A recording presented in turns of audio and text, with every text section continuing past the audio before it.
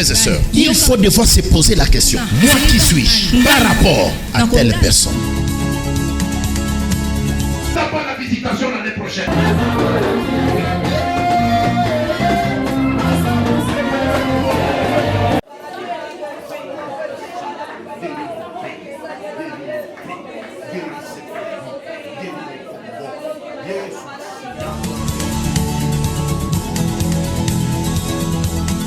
Écoutez ma première pensée. Quelle est notre attitude lorsque nous mangeons, nous buvons? Quelle est notre attitude lorsque nous expérimentons de réussite, de succès dans notre vie?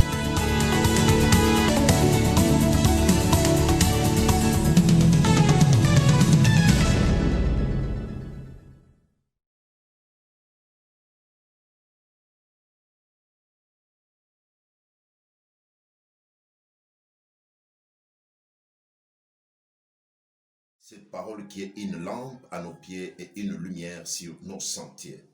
Bénis ces moments, ton peuple qui nous suit en ce moment, soit béni par ce message dans le nom glorieux et puissant de Jésus-Christ.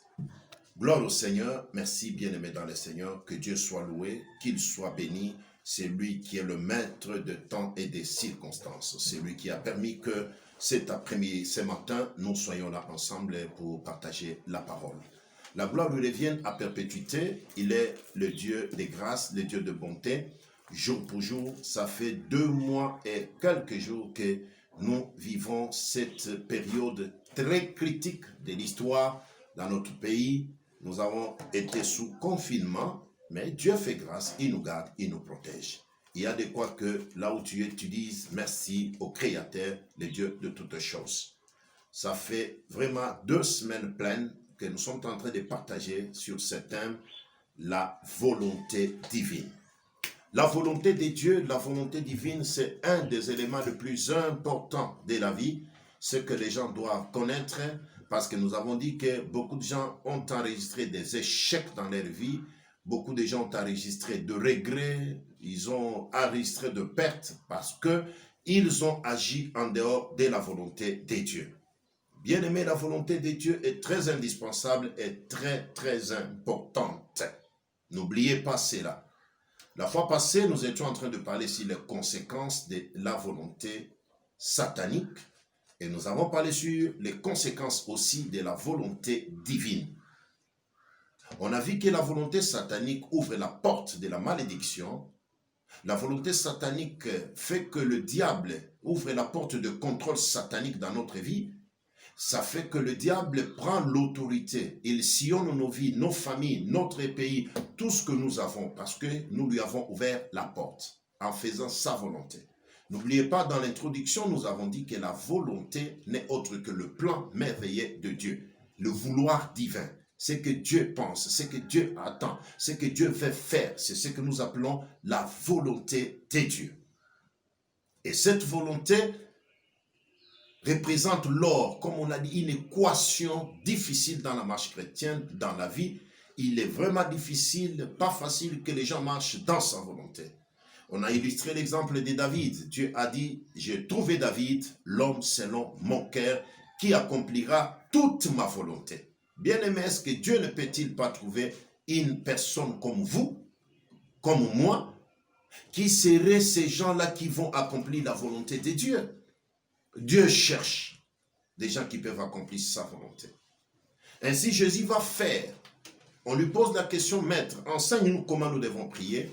Le Seigneur va dire, lorsque vous priez, dites, qu'est ta volonté? Nous sommes dans le livre de Matthieu, l'évangile selon Matthieu chapitre 6, le 9e et le 10e verset. Jésus dit, lorsque vous priez, dites, que ta volonté soit faite. Sur la terre comme au ciel. Nous avons dit, lorsqu'on dit sur la terre, remplacez la terre par votre vie. Remplacez la terre par votre nom. Remplacez la terre par votre famille. Remplacez la terre par votre pays, la nation congolaise, la nation française, la nation américaine. Remplacez. Que ta volonté s'efface dans ma nation, dans ma famille, dans ma vie, dans mon travail, comme ça s'est fait au ciel. C'est un souhait lorsqu'on dit que ta volonté. Mais curieusement, Jésus va faire de ces souhaits-là toute une prière. Pourquoi Jésus fait de cela une prière? Jésus va faire de cela une prière parce que il savait que l'homme sera buté à plusieurs difficultés. Il y aura des volontés qui se présenteront devant lui. Entre autres, la volonté satanique sera au rendez-vous. Ensuite, la volonté de l'homme lui-même va se présenter. Il y aura aussi la volonté des autres. Parce que les gens, nous sommes souvent victimes de la volonté des autres. Nous vivons sous les volontés des gens. Ce qui n'est pas notre volonté, mais on nous impose une autre volonté. Ce qui nous a poussé à parler la fois passée sur la volonté imposée.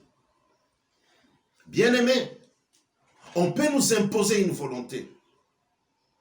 Et nous tombons dans ces pièges-là d'une manière consciente ou inconsciente. Dans plusieurs choses, les gens font les volontés qui ne sont pas les volontés de Dieu. Il y a des gens qui tombent dans des volontés qui ne sont pas la volonté de Dieu. Parce que la volonté de Dieu est unique. Mais les volontés des hommes sont multiples.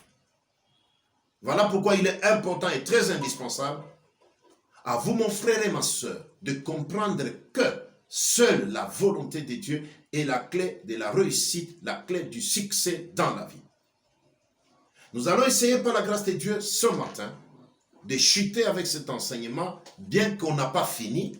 Il y a beaucoup de choses à dire et il y a des choses qui viendront juste quand, bien aimés, vous aurez des questions à poser.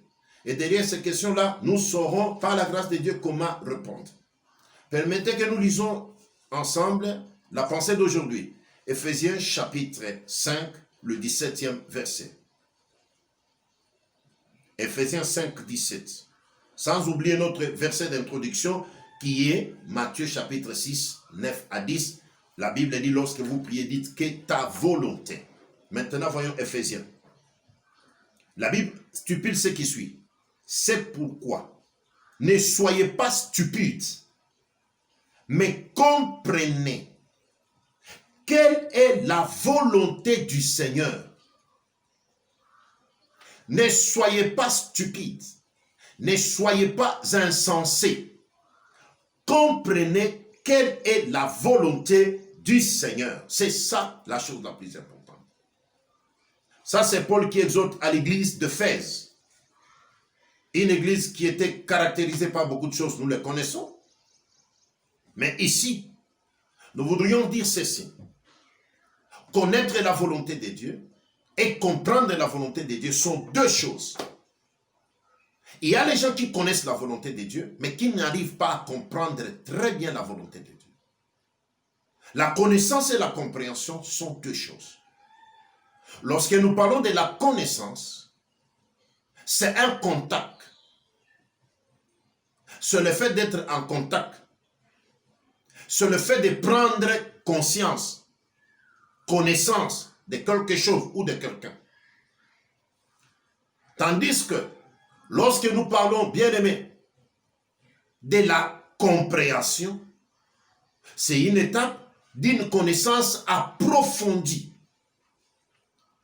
La compréhension, c'est la connaissance approfondie de quelqu'un, de quelque chose. C'est même le sens du discernement lorsqu'il y a la compréhension. C'est là où il y a le sens du discernement. C'est comprendre, c'est connaître avec discernement. Connaître dans la profondeur. Connaître en détail. Et ici, l'apôtre dit ceci. Ne soyez pas stupides, mais comprenez. Comprenez. Nous devons comprendre. Avoir une connaissance approfondie de la volonté de Dieu. Ne nous arrêtons pas seulement à connaître la volonté de Dieu. Mais nous devons avoir la profondeur. Une connaissance approfondie de cette connaissance-là. Lorsque vous priez, dites que ta volonté soit faite. Mais une volonté que nous ne connaissons pas, comment nous allons la demander qu'elle puisse s'accomplir? Il est très difficile. Voilà pourquoi, bien aimé, il est important de comprendre la volonté de Dieu. C'est-à-dire avoir une connaissance approfondie de cette connaissance-là. de cette volonté-là, avoir une connaissance approfondie. Pour y parvenir, nous avons deux choses à faire. C'est notre enseignement de ce matin. Deux choses. Sachant que la volonté de Dieu n'est pas exposée, elle est cachée. Dieu a caché sa volonté et pour y parvenir, découvrir, connaître et avoir la compréhension de cette volonté, nous avons deux choses à faire, deux chemins à parcourir. Le premier chemin, nous devons comprendre que la volonté de Dieu est cachée dans sa parole. La volonté de Dieu.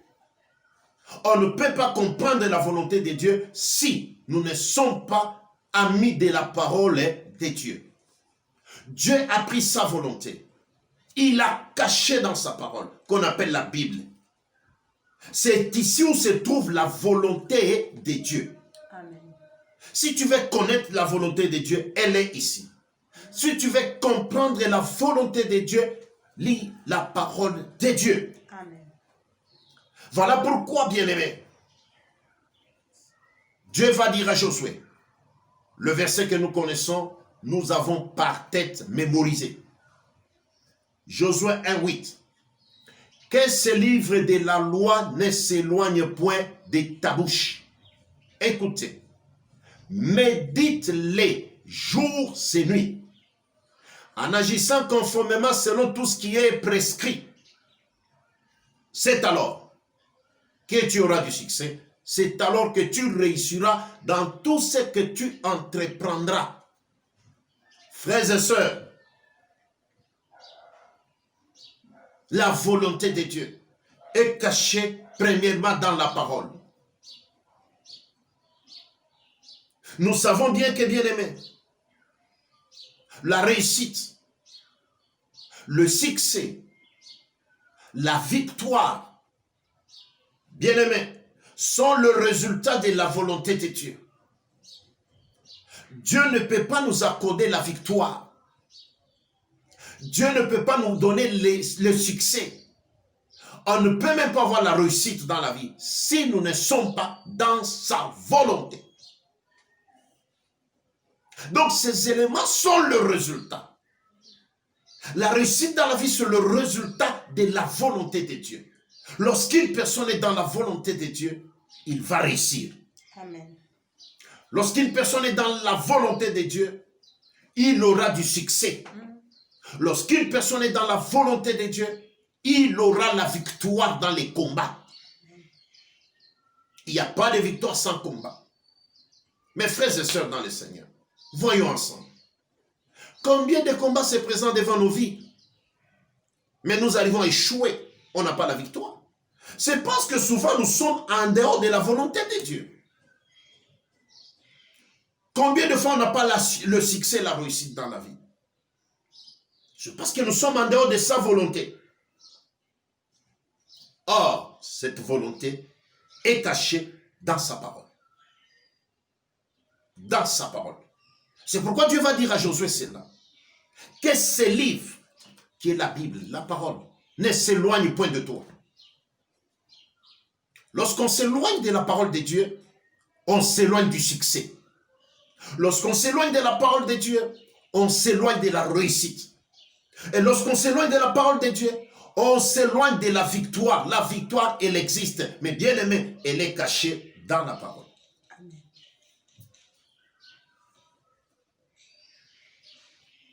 Dieu dit ceci. Le verset que nous avons donné et nous y revenons à tout moment. Jérémie 29, 11. Je connais la volonté, le projet, le dessein que j'ai formé sur toi. Projet de paix et non de malheur.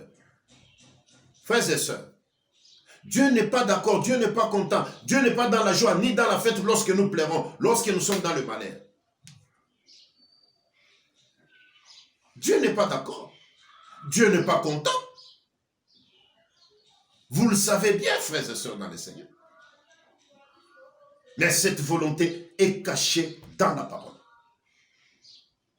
La parole de Dieu, c'est là où, bien aimé, la première place où nous pouvons retrouver la volonté de Dieu. C'est là que nous pouvons comprendre la volonté de Dieu. Tout ce que Dieu dit ici, il donne des explications nettes et claires. Il est important, frères et sœurs, il est important. Il est important, premièrement, que nous puissions nous familiariser avec la parole de Dieu. Familiarisons-nous avec la parole de Dieu, mes frères et sœurs.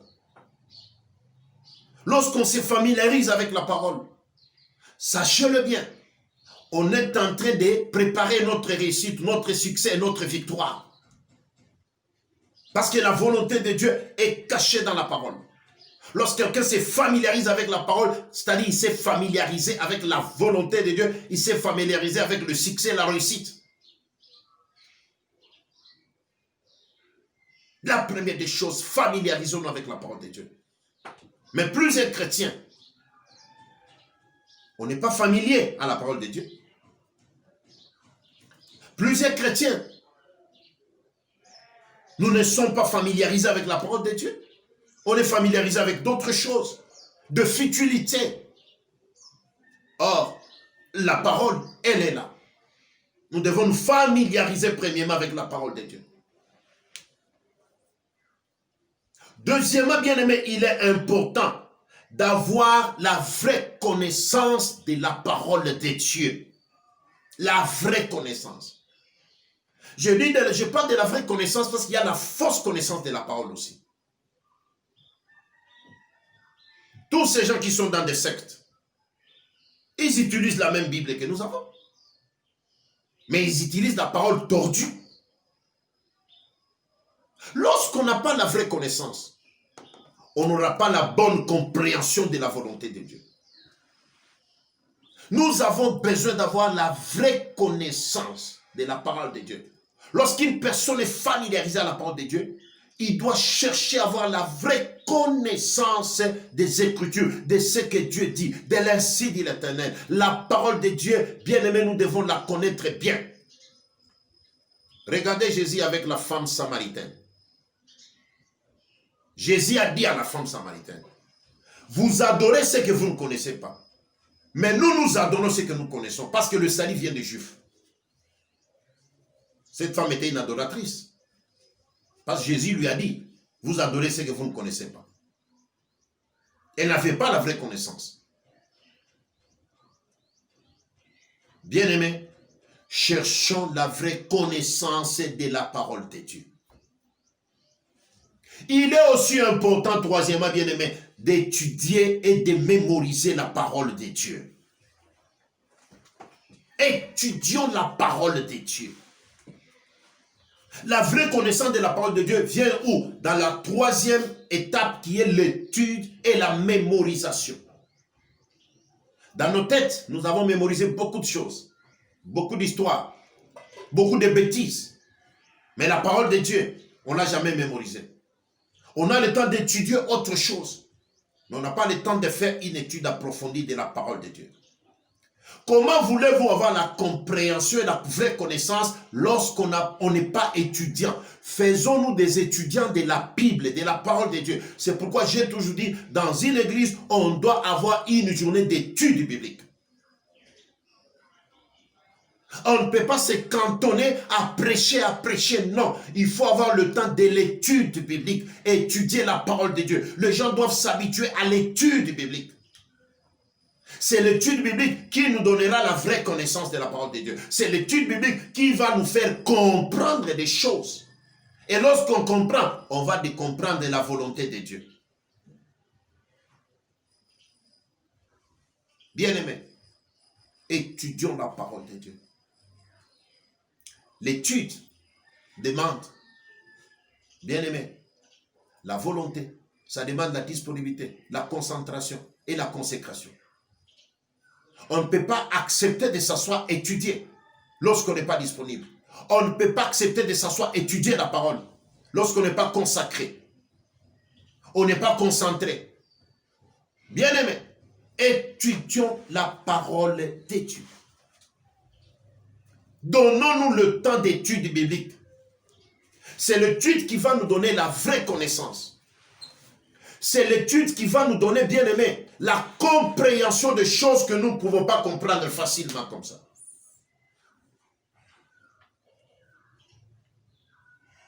La parole de Dieu. Pour comprendre la volonté de Dieu, bien aimé, soyons des étudiants, des gens familiers, les gens qui connaissent la parole de Dieu. Cela va nous aider à ce que nous puissions connaître et comprendre la volonté de Dieu. La Bible dit, ta parole est une lampe à mes pieds. Psaume 119, 115. Et une lumière sur mon sentier. Ça veut dire quoi? La parole de Dieu se transforme aussi. Nous l'avons dit la fois passée, la parole prend la forme de la chair. Toute forme dont on a besoin, la parole prend cette forme-là. C'est une lumière dont on peut utiliser la parole de Dieu pour éclairer notre chemin. Là où il y a l'obscurité, là où il y a le ténèbre, on a besoin de la lumière pour connaître la volonté. La volonté est cachée. Lorsque la parole vient, elle vient éclairer les zones d'ombre. Elle nous offre la lumière.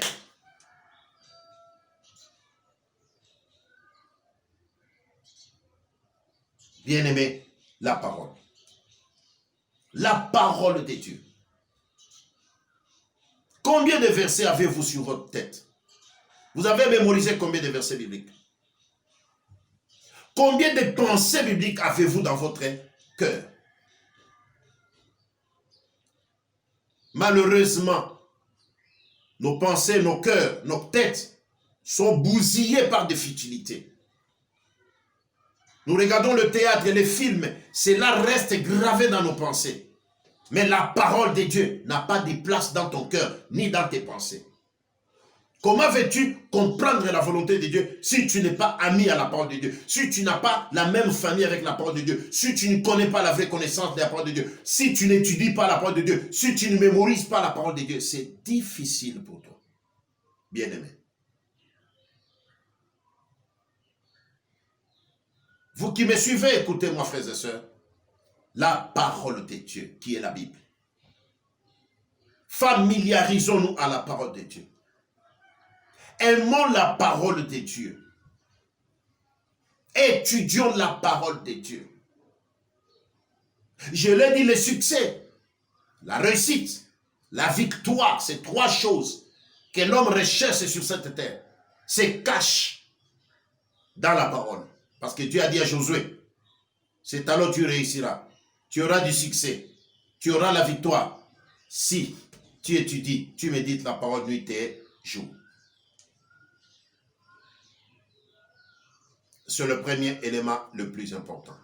Le deuxième important, le plus important encore, c'est quoi? C'est la prière. Vous entendez qu'on parle de quoi? C'est la prière.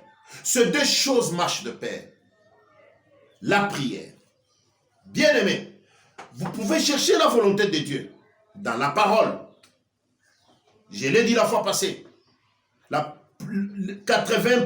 à 90% de la volonté de Dieu est cachée dans la parole. Mais il y a un faible pourcentage aussi de la volonté de Dieu qui est caché. Jérémie 33, 3. La Bible déclare, c'est un verset que nous connaissons. Invoque-moi. Dans ma version dit, appelle-moi. Je t'écouterai, je te répondrai. Je t'annoncerai des choses cachées, des choses grandes. Dans ma version, on dit que des choses que tu n'as jamais connues. Bien-aimé, comment on peut invoquer quelqu'un lorsqu'on n'a pas la vie de prière? On ne va pas l'invoquer d'une autre manière que par la prière. Invoque-moi par la prière. La prière, la volonté de Dieu bien-aimé, se cache où? Dans la prière. Lorsqu'une personne se plonge dans une profondeur de vie de prière, mon frère, ma soeur, il va découvrir la volonté de Dieu. Beaucoup de choses que on a découvert, c'était à travers la prière. C'est dans la prière où Dieu a révélé sa volonté. Que réécoutez, vous m'avez beaucoup invoqué. Il y a ça, ça et ça. Illustre un exemple. Josué, chapitre 7. Les enfants d'Israël se trouve devant une petite ville qu'on appelle Haï. Et lorsqu'on a exploré la petite ville, on a dit, ça ne sert à rien de fatiguer le peuple. 3000 personnes suffiront pour battre Haï et prendre la ville. Mais lorsque les enfants d'Israël sont partis, ils sont rentrés, on les a tués, ils ont donné dos à ses ennemis. Ils ont crié vers le Seigneur. Josué s'est mis en prière. La Bible ne me dit pas qu'il alla consulter la Bible. Non, il n'a pas consulté les Écritures, mais il s'est mis en prière. Il a invoqué le Seigneur. Et Dieu lui a dit, ma volonté est là, lève-toi. Il y a le péché. Frères et sœurs, c'est par la prière, c'est dans la profondeur de la prière qu'on peut aussi découvrir la volonté de Dieu pour tel ou tel dossier, pour sa vie, pour une situation qui est en train de vous tourmenter. La Bible, elle, ne révèle pas tout. Il y a une moitié que Dieu a laissée pour que les gens puissent les chercher dans la profondeur de la prière. Tout est caché dans le monde spirituel. Lorsque quelqu'un entre dans la prière, il entre dans les sphères spirituelles. Or, pour accéder dans les sphères spirituelles, bien aimé, c'est par la prière, pas n'importe quelle prière. Il faut se plonger dans la prière. Mon frère, ma soeur, combien de fois nous avons des prières superficielles? Combien de fois nous avons des prières de 5, de 10 minutes? Ces prières-là, croyons-nous que ça va nous faire plonger dans la profondeur des eaux pour que nous découvrions la volonté de Dieu? La volonté de Dieu se cache, bien-aimé. Il faut le profondeur. Il faut les hauteurs. Pour monter dans la hauteur, il faut être un homme ou une femme de prière profonde.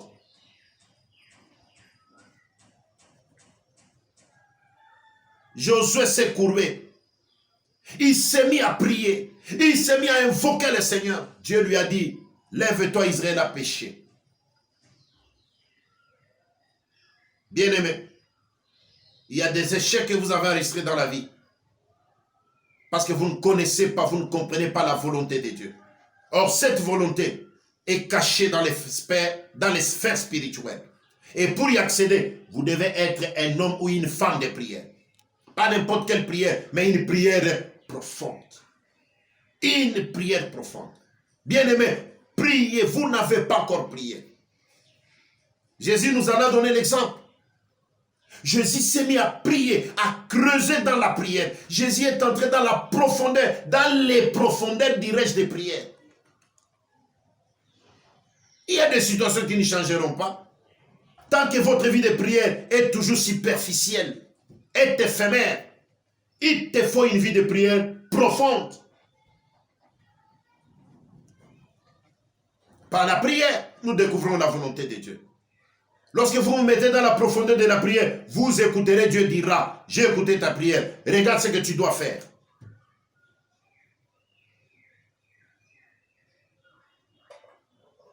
Bien-aimés, nous devons nous plonger dans la profondeur de la prière.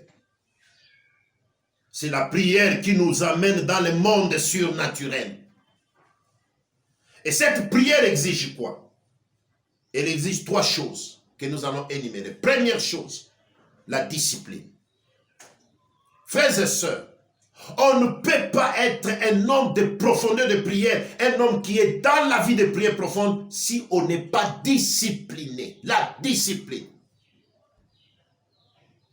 La discipline. La discipline. La discipline amène une personne à quoi? À se donner des objectifs. La discipline amène une personne à quoi? À se dire ce qu'il doit faire et ce qu'il ne doit pas faire.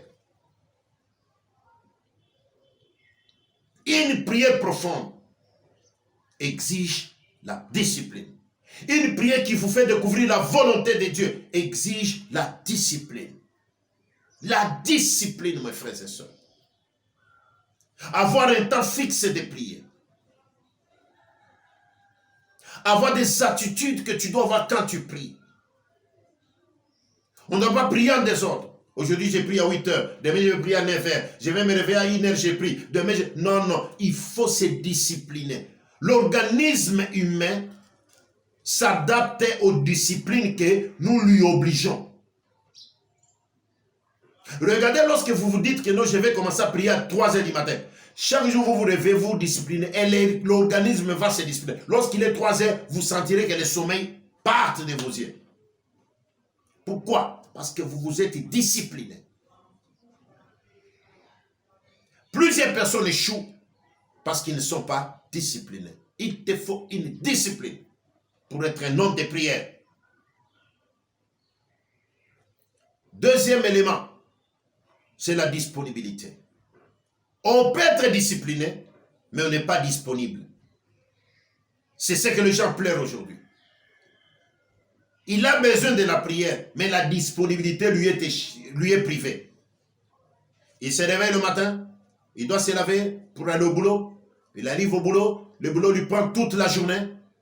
Il va rentrer à la maison à 18 h. Quand est-ce qu'il va manger? Quand il va se laver? Quand est-ce qu'il va prier? Ça sera une courte prière. On remercie le Seigneur pour la journée et puis on va s'endormir. Demain, c'est la même chose. Lorsque vous faites cela, 1 mois, 2 mois, vous allez sentir que votre vie spirituelle va connaître une décroissance considérable. Frères et sœurs, la disponibilité. Écoutez-moi, la disponibilité, on la crée par soi-même. Il faut se dire, désormais, de telle heure, je me donne une discipline, je dois me rendre aussi disponible.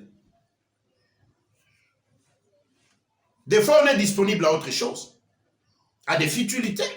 On est disponible à suivre la télé, des fois jusqu'à 1 h, 2 h du matin, mais on n'est pas disponible pour la prière. On n'est pas disponible pour la prière.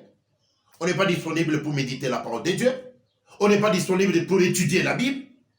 Mais on a le temps pour autre chose. On est disponible pour aller au boulot, mais on n'est pas disponible pour prier et méditer la parole de Dieu. Là, frères et sœurs, on est loin de comprendre la volonté de Dieu. La troisième chose, c'est la persévérance. On ne peut pas entrer dans la profondeur de la prière lorsqu'on n'est pas persévérant. Ça, c'est un élément qui échappe dans la vie de beaucoup de chrétiens. La persévérance. La persévérance. Bien aimé, c'est bon de commencer la prière. C'est bon, bien aimé, de se disponibiliser. Est-ce qu'on est persévérant? Toute chose, on ne l'acquiert pas la même journée, la même heure. Il y a des choses qui demandent à ce que nous puissions rester longtemps en prière. La Bible dit, Anne restait longtemps en prière. Elle était disciplinée. Elle était disponible. Mais elle était aussi persévérante. Bien-aimé, persévérer. Éphésiens chapitre 6, verset 18. La Bible déclare,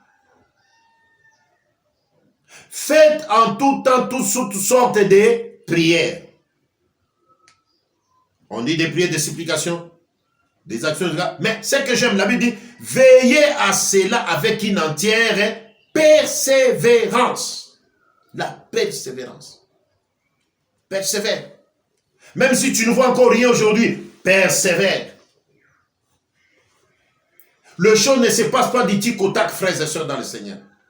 Il faut le temps, il faut la persévérance. Élie a prié. Celui qui avait fermé la pluie, c'était Élie. Mais maintenant, pour avoir la pluie, la Bible déclare, Élie est allé à la montagne. Et c'est Dieu qui lui a dit, je répète toujours cette phrase. Il a dit à Akab, monte, mange et bois. Il s'est fait entendre un bruit qui annonçait la pluie. Mais la pluie n'était pas là, il n'y avait pas la pluie. Lui, il est allé au mont Carmel, il s'est mis à genoux, tête contre pied, en train de prier. La Bible dit combien de fois? 7 fois. C'est cette fois-là, nous pouvons dire combien d'heures.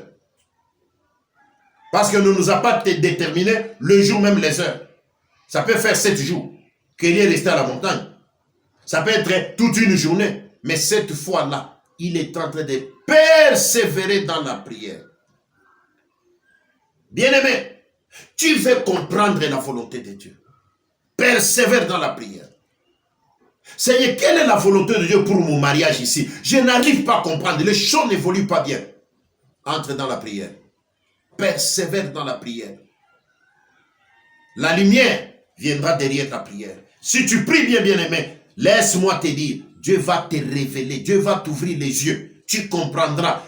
La Bible dit, invoque-moi, je te répondrai. Je t'annoncerai les choses cachées, les choses que tu ne connais pas, les choses que tu ne connaissais pas. Bien-aimé, persévérer dans la prière. Chez moi, j'aime la version comme elle dit.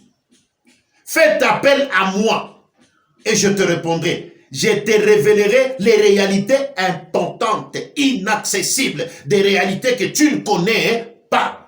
Waouh! Écoute cette version. Les choses inaccessibles. La volonté de Dieu pour ta vie, elle est là. La volonté de Dieu pour ton ministère, elle est là. La volonté de Dieu pour tes enfants, pour ta famille, elle est là. Pour notre pays, elle est là. Mais nous devons la chercher dans la profondeur de la prière. Nous devons la chercher où? En méditant la parole de Dieu, en étudiant la Bible, en étant dans la parole de Dieu. C'est là que nous allons découvrir cette volonté de Dieu. Bien-aimés, ces deux éléments, la prière et la parole de Dieu, c'est ces deux éléments qui nous aideront non seulement à faire la volonté de Dieu et à subir la volonté de Dieu, mais aussi à demeurer dans cette volonté-là. Je peux faire la volonté de Dieu. Je peux subir la volonté de Dieu. Est-ce que je vais demeurer dans la volonté de Dieu? Parce que la question qu'il faut se poser aussi, c'est celle-là. Parce que quelqu'un posera la question. Comment demeurer dans la volonté de Dieu? Je sais que c'est une question de quelqu'un qui me suit. J'ai fait la volonté de Dieu, mais demeurer dans cette volonté.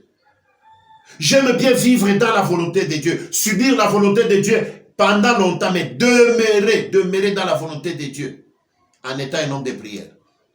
Lorsqu'on prie, on passe son temps dans la prière, on prie, on a le temps d'étudier la Bible, d'étudier la parole de Dieu. Bien aimé, on va rester aussi longtemps possible dans la volonté de Dieu. On va faire aussi longtemps possible la volonté de Dieu. On va subir aussi longtemps que possible la volonté de Dieu. La Bible déclare, lorsque vous priez, dites que ta volonté soit faite. Bien-aimé, la clé de la réussite dans la vie, nous sommes en train de te la présenter ce matin encore. La volonté de Dieu. Nous voudrions que ce pays avance. Nous cherchons l'explosion, la gloire dans notre nation. Bien-aimé, nous devons faire la volonté de Dieu. Nos autorités doivent vivre dans la volonté de Dieu. Si nous demandons quelle est la volonté de Dieu, qu'on cherche la volonté de Dieu, que dit la parole de Dieu? Entrons dans les profondeurs des eaux, dans la prière forte et puissante, nous comprendrons la volonté de Dieu.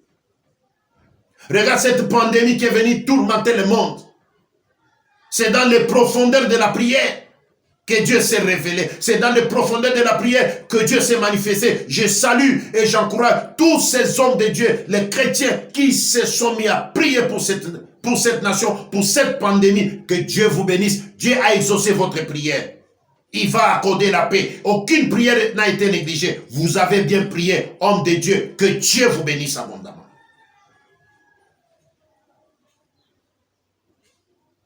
Nous sommes en train de chuter.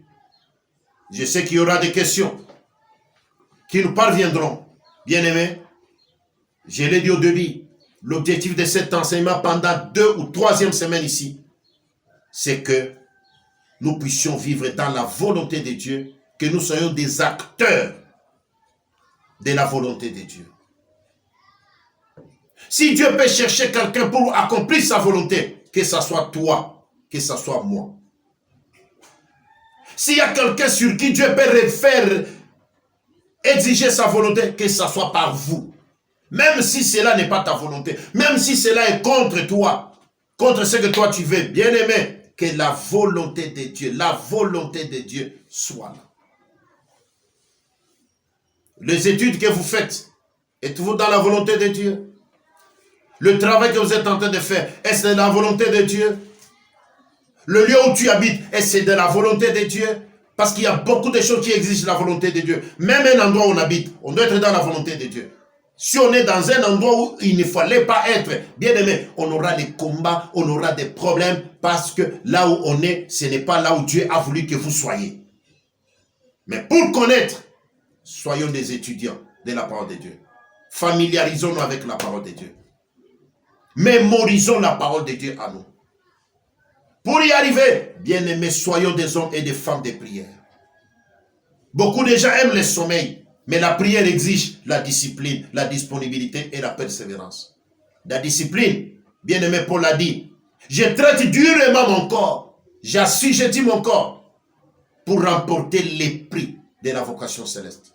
Ce corps ne nous donnera rien. Soyez des hommes et des femmes de prière. Bien aimés, nous terminons cet enseignement. Nous nous arrêtons là-bas, on n'a pas terminé, parce que on doit passer à autre chose. Mais tout ce que vous avez comme question, Dieu ne manquera pas de vous répondre. J'aimerais prier. Bien aimés, vous avez été touchés par l'enseignement, par le message. Vous avez vécu dans votre propre volonté. Vous avez agi dans votre propre volonté. L'heure a sonné maintenant que tu puisses retourner dans la volonté de Dieu. Je te prie de mettre la main dans ton cœur. Je vais faire une prière de foi. Père éternel, notre Dieu et notre roi. Nous avons écouté ta parole pendant 3 semaines sur ta volonté. Tu ne veux pas que nous soyons perdus, mais tu veux que nous soyons réellement sauvés. On a beaucoup échoué. Seigneur, maintenant nous voulons passer de l'échec à la réussite. Nous voulons passer, Yahweh, de la perte à la victoire. Fais-nous grâce que nous puissions être les acteurs qui vont vivre ta volonté. Je prie pour mon frère et ma soeur qui a suivi cet enseignement. Père, relève notre foi. Apprends-nous, fais-nous grâce d'être dans ta volonté.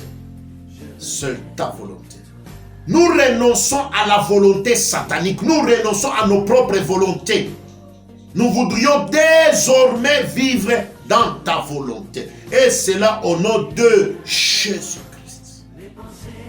Amen. Bien-aimés, que Dieu vous bénisse abondamment. Je sais que vous avez été très nombreux. Je vois ici sur Facebook nombre de gens. J'ai vu les pasteurs, Steve, Jérémy, tout le monde là-bas. Merveille Montala, j'ai vu tout le monde. Vous êtes nombreux, bien-aimés. Joël Lungoy, je vous ai vu nombreux. Soyez bénis, soyez bénis. Cet enseignement est sur notre page Facebook, sur notre page YouTube. Vous y entrez, abonnez-vous et vous ne manquerez pas d'être bénis. Tout l'enseignement est là-bas. Suivez cet enseignement, changez votre manière de faire et Dieu ne manquera pas de vous bénir. Que Dieu vous bénisse abondamment. Que cette semaine soit une semaine de gloire, une semaine de victoire. Je demande à ce que le Seigneur ne nous abandonne pas, qu'il bénisse la RDC. Tous ceux qui n'aiment pas ces pays, que Dieu les rencontre. Tous ceux-là qui veulent la perte, la mort, la destruction de cette nation. Nous, les héros, nous qui avons pris l'engagement de prier pour la nation, vous êtes nombreux qui priez pour ces pays. Que Dieu vous bénisse. Prions encore davantage. Je vous bénis au nom de Jésus-Christ. La semaine que nous venons de commencer, bien-aimés, n'oubliez pas, en respectant les règles, les barrières, continuez toujours à rester à la maison, suivre l'enseignement.